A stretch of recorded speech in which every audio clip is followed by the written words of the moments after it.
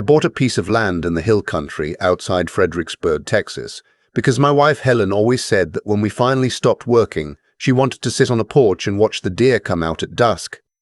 She never got to do that. Pancreatic cancer moves fast, and Helen was gone 14 months after the diagnosis, 2 years before I could retire. But I bought the land anyway. 5 acres, a modest farmhouse, a barn that needed work, a stock pond that caught the evening light in a way that made me think she would have loved it. I closed on the property in April, 11 months ago. 3 weeks later, my son-in-law called to tell me what he and my daughter had decided to do with it. I want to be careful here, because my daughter is not a bad person. She inherited her mother's kindness and her mother's laugh, and I love her in a way that is difficult to put into words. But she married a man named Trent, and Trent has always had a talent for convincing my daughter that his ideas were their ideas, and that their ideas were obvious, and that anyone who disagreed simply hadn't thought it through. I spent 38 years as a structural engineer for the Texas Department of Transportation. I reviewed bridge load calculations during ice storms and flood events. I drove out to accident sites at 2 in the morning to assess whether an overpass was still safe to carry traffic. I did not make decisions impulsively, and I did not react well to being told I hadn't thought something through. The farmhouse cost me $312,000.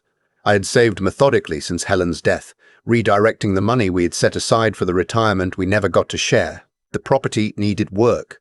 The porch boards were soft in 2 places, the well pump was original to 1987, and the barn roof had a section that would not survive another hail season.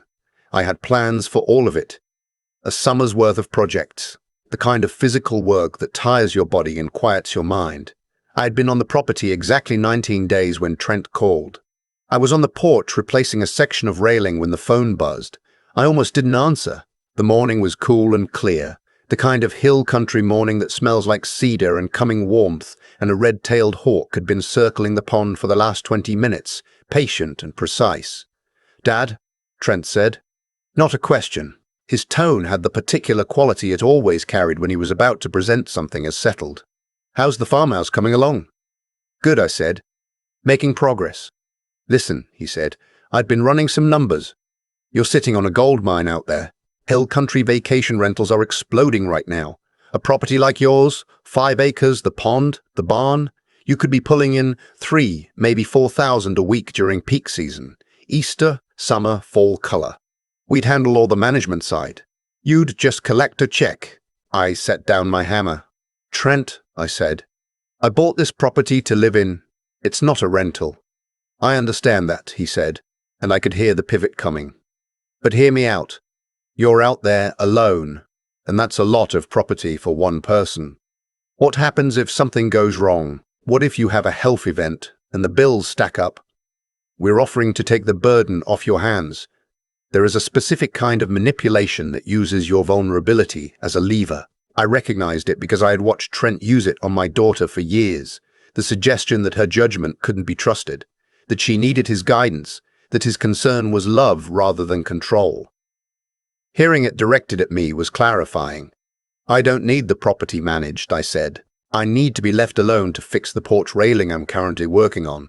"The answer is no." He was quiet for a moment. "Just think about it, Dad. You might see it differently in a few weeks." He hung up before I could repeat myself. I stood on that porch for a long time after, looking at the hawk, which had finally folded its wings and dropped toward the water. I thought about Helen.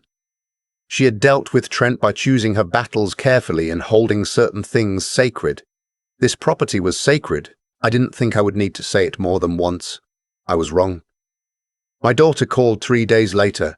She said Trent had mentioned the idea and that she thought it was worth a conversation. I want to be clear, her voice had the careful quality it always had when she was repeating something Trent had convinced her to say.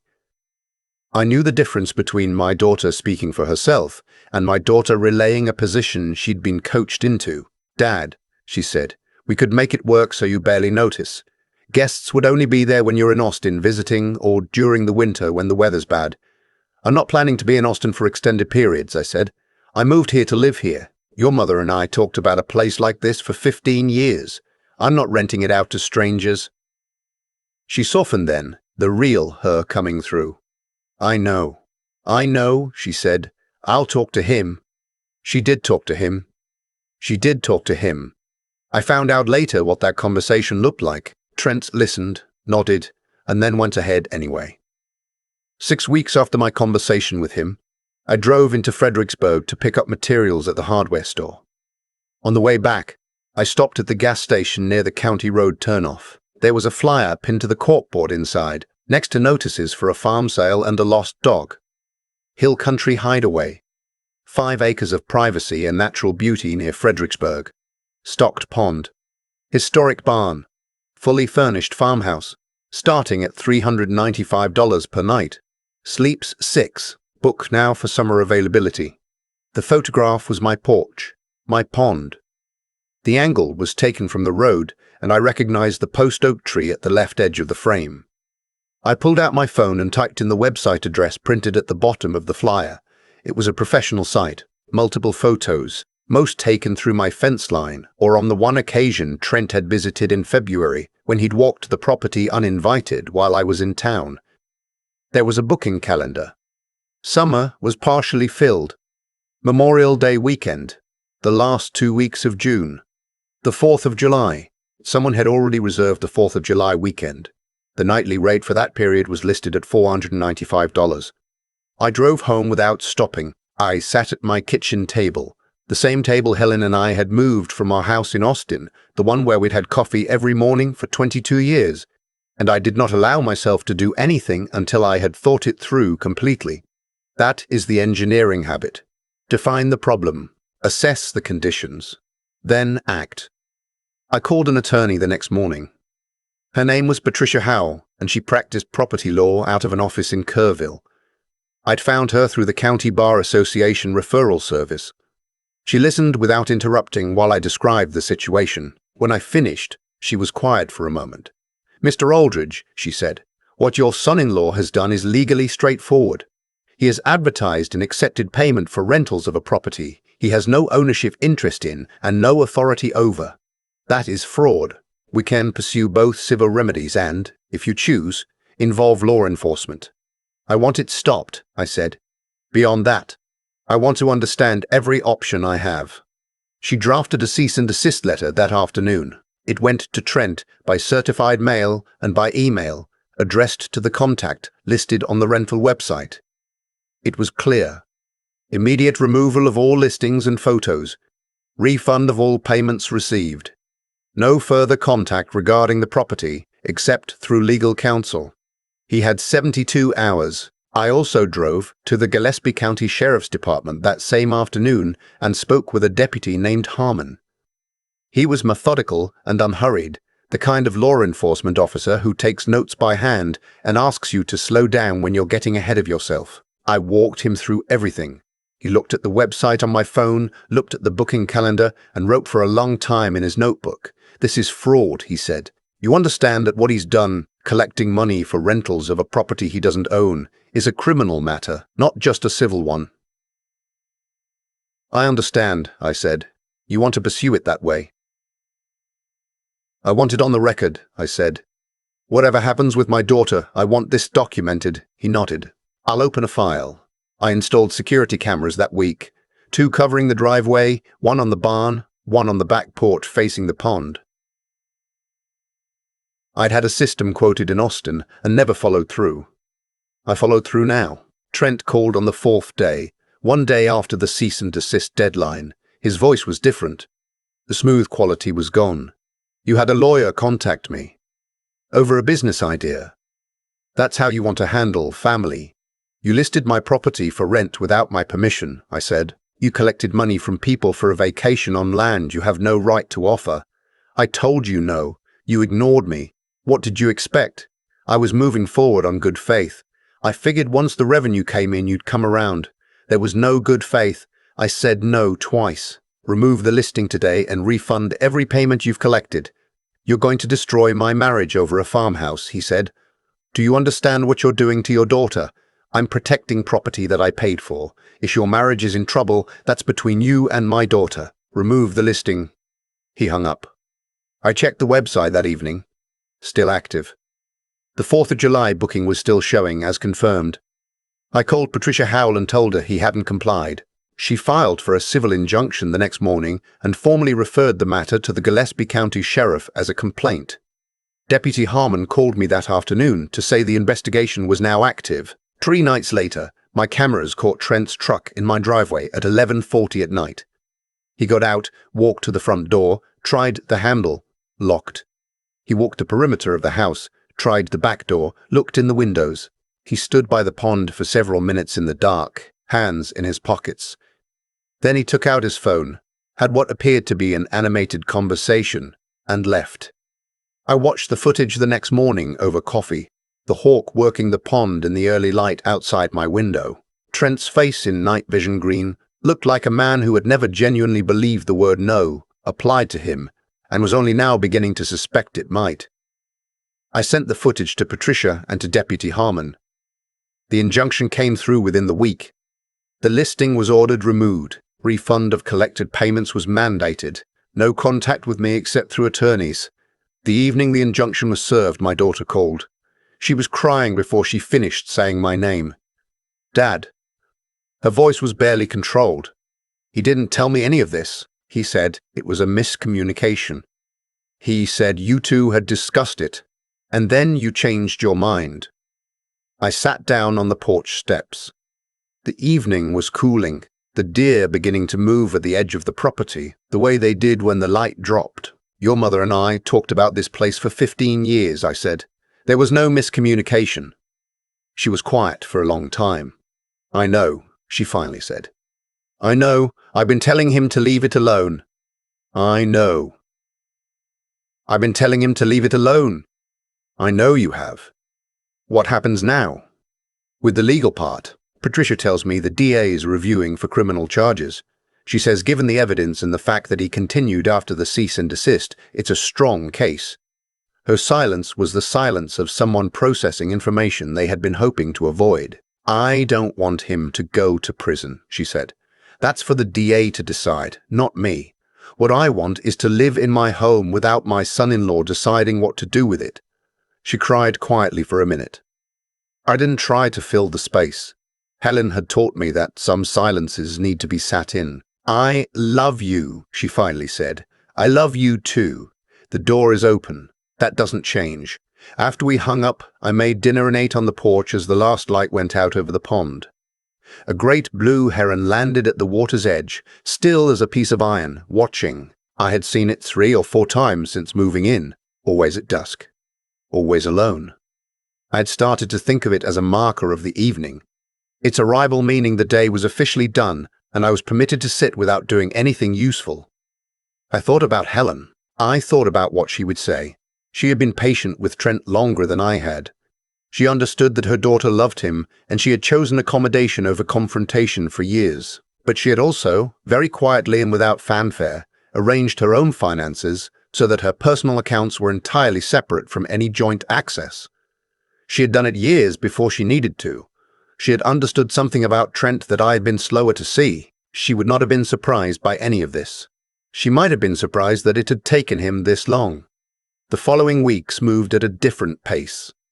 October came in with cool nights and the hill country cedar turning gold at the edges. I finished the porch railing. I replaced the well pump. I hired a roofing crew for the barn and spent 2 days working alongside them, fetching materials and handling the lower sections myself, which the crew foreman, a quiet man named Jesse, tolerated without comment. Patricia called in mid-October. The DA has filed charges, she said, obtaining property by deception and fraud. Given the amounts collected and the documentation, the website, the booking records, the cease and desist he ignored, the case is strong. She expects him to be offered a plea, probably a suspended sentence, restitution and probation if he has no prior record. What does that mean practically? It means he likely avoids jail if he takes the deal, but he'll have a criminal record, and restitution comes to you and the renters he defrauded. The families who paid for bookings they couldn't use have filed their own complaints. One of them is pursuing a separate civil action. He'll never pay the restitution, I said. Probably not all of it, she said. But the record is real. Depending on the conditions of his probation, He may be restricted from certain types of business activity. The week after Patricia's call, I got a text from a number I didn't recognize. I found out later it was from a friend of Trent's who had apparently decided to weigh in on his behalf. It said, "You had your own son-in-law investigated. What kind of man does that to family? Hope the farmhouse was worth it."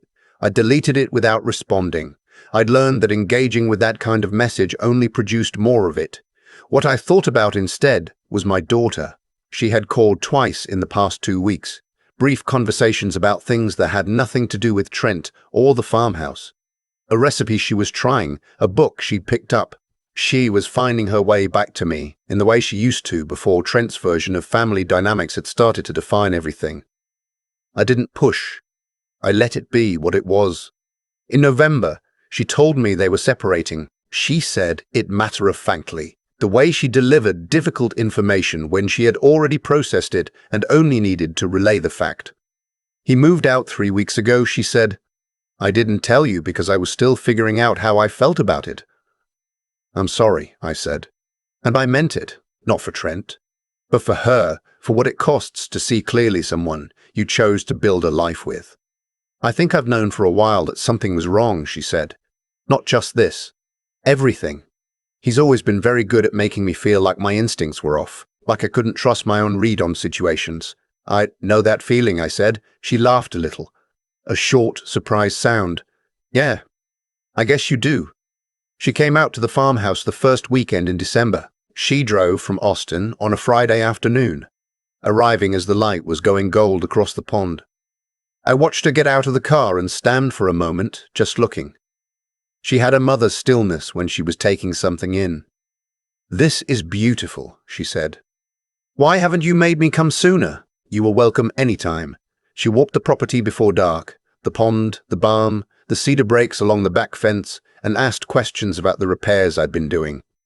She understood the structural logic. She'd grown up listening to her father talk about load-bearing walls and material fatigue, and some of it had apparently stuck. That evening we sat on the porch with glasses of wine as the temperature dropped and the deer came out at the field's edge. Exactly as Helen had described wanting it to be. "Mum would have loved this," my daughter said. "That's why I bought it." She was quiet for a while. The deer stood in the low light, untroubled. "I'm sorry I didn't push back harder," she said finally. "When he started with the rental idea, I knew you'd said no. I should have just said no too, and meant it, and not let him keep circling back." "You did tell him no." "I told him no, and then I let him wear me down into a conversation." "That's not the same thing." She was right. It wasn't the same thing. But I also knew that being worn down by Trent wasn't a character failure. It was what years of that kind of relationship did to your confidence in your own perceptions. "Your mother figured out early how to hold her ground with him," I said. Quietly and without making a scene. I watched her do it for years without realizing what I was watching. I wish I'd told her I noticed. My daughter looked out at the field. The deer were moving slowly toward the pond. "She never complained," she said. "No, she just made her decisions and got on with things." We sat with that for a while. It wasn't uncomfortable silence. It was the kind of silence that two people arrive at when they've both said the true thing and there's nothing to add.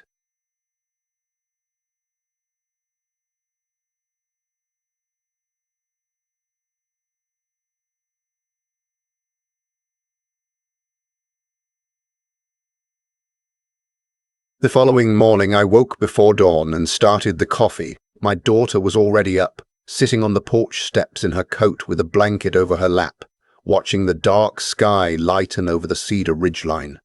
I handed her a mug and sat down beside her. The light came up slowly, the way it does in open country. No buildings to interrupt the horizon, just the slow shift from charcoal to grey to the first suggestion of pink at the ridge. A mockingbird started up somewhere in the cedar. The heron appeared at the pond's edge, arriving as it always did at the exact moment the light became sufficient. "That's your heron?" she asked. "Every morning."